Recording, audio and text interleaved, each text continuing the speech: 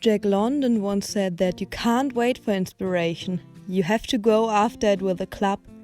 And I couldn't agree more. I find that the more I write, the more ideas I get and the better they become. But I also find that the secret to a good writing session, more often than not, lies at the bottom of a teacup. I hardly ever write without my trusty cup of tea. My favorite is licorice and spearmint, by the way.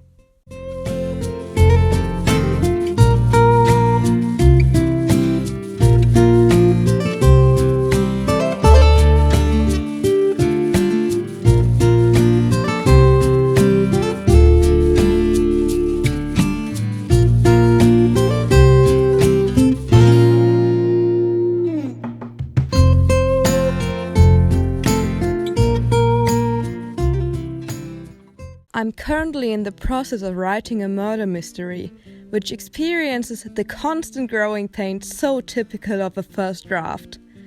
I'm sure many famous writers have their fair share of quotes about this phenomenon. Without procrastinating by searching for those quotes, I sit down and I get to work. I find that the first paragraph is the hardest to type. I'm so sure that everything I'm typing would be better off in the rubbish, but I persevere. Persevering is the most important thing about writing, as far as I'm concerned.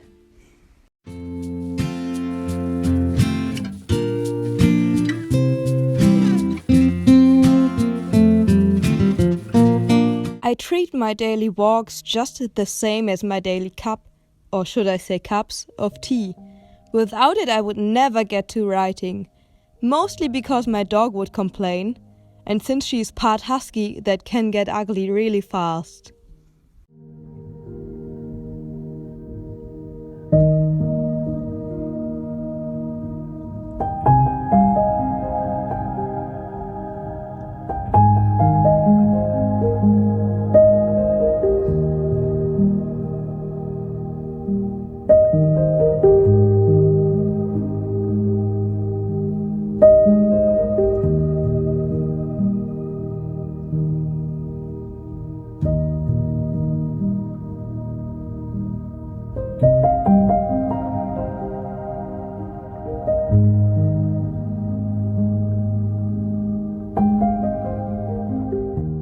As soon as I get back from my midday walk, having finished work and ignoring the dirty dishes in the kitchen sink, I sit down and I write.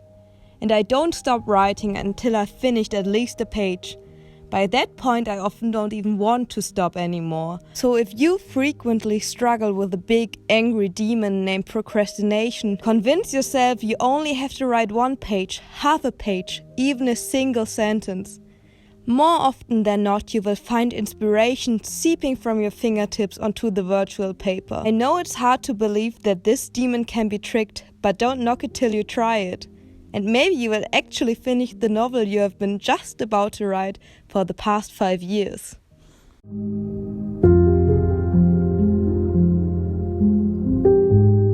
On the weekends, I usually write either a whole lot or nothing at all, fully depending on my plans.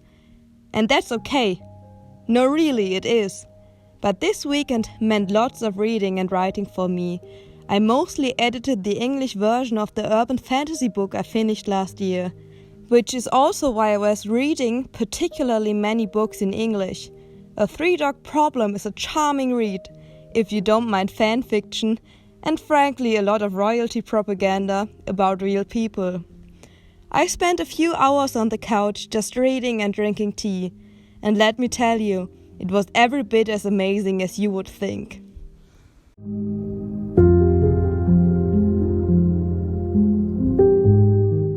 Even the editing went well, although I hate editing. I imagine I'm not the only writer who feels that way either. But, as I already mentioned, it went well.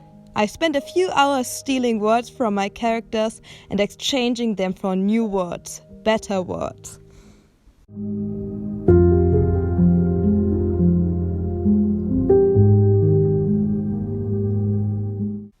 When I say that I did exactly the same thing on Monday, minus the reading because I had to work, you can take me at my word. By then I just wanted to be done. Which is my fatal flaw. I always want to be done with everything. Reading a book, writing a book, and obviously also editing a book. But I persevered, chapter after chapter after chapter.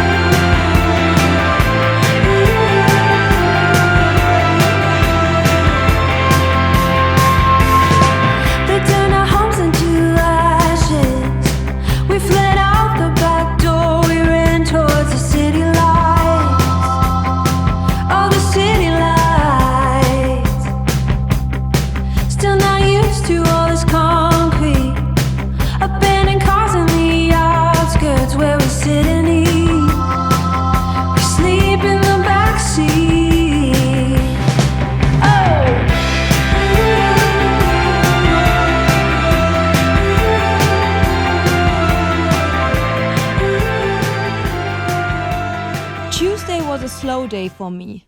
In many ways, Tuesdays are always slow. I procrastinated on editing until the evening, but finally tricked myself with the old "only one page I promise" trick. It really does work flawlessly every time.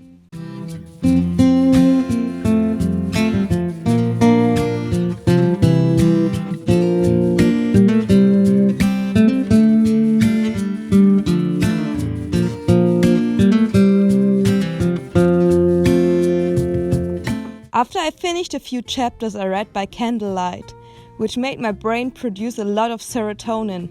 I can only recommend.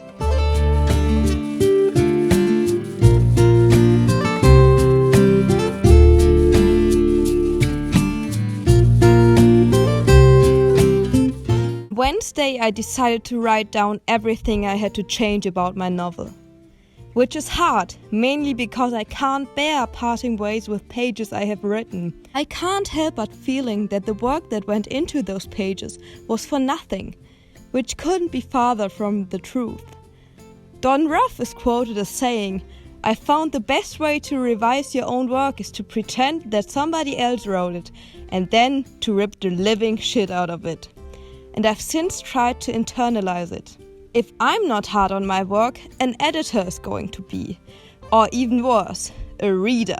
This thought never fails to spark a fear so visceral that I can hear my fingertips crackling with anticipation to start tearing. So I did it. I wrote down everything that sucked about my first draft, while trying to remind myself that my idea wasn't worthless just because I have to edit it. A first draft is made for being edited. When I finished my list, I already felt better, because here I had an action plan, a step-by-step guide to make my novel better. Trim off the excess pages and add more story, more fun, more action. The more you write, the better you become at writing. And the more you edit, the better your novel becomes at being a novel.